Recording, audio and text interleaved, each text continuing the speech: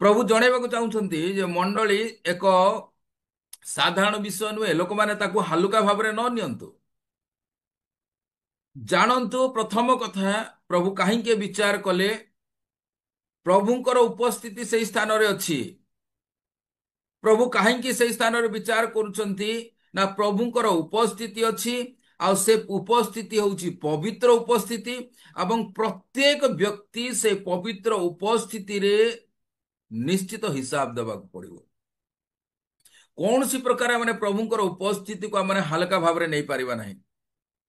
ପ୍ରଭୁଙ୍କର ଉପସ୍ଥିତିକୁ କୌଣସି ବ୍ୟକ୍ତି କୌଣସି ପ୍ରକାର ହାଲକା ଭାବରେ ନେଇପାରିବ ନାହିଁ। ଯଦି ଆମେ ପ୍ରଭୁଙ୍କର ଉପସ୍ଥିତିରେ ଜାଗ୍ରତ ହଉ, ପ୍ରଭୁଙ୍କ ଉପସ୍ଥିତିରେ ଯଦି ଆମେ ଅଛୁ, ଆମମାନଙ୍କ ମଧ୍ୟରେ ସେଇ ଭକ୍ତି, ଆମମାନଙ୍କ ମଧ୍ୟରେ ସେ ଭୟ ଥିବା ଦରକାର। ପ୍ରଭୁଙ୍କ ଉପସ୍ଥିତି ମଧ୍ୟରେ ଯଦି ଅଛୁ, ତାହେଲେ ଆମେମାନେ ଭାବି ଚିନ୍ତି ମାନେ ଯାହା ବି କରିବା, ଆମେ ତାହାର ବିଚାର ହବ, ଏହା ଆମେ କେବେ ଭୁଲି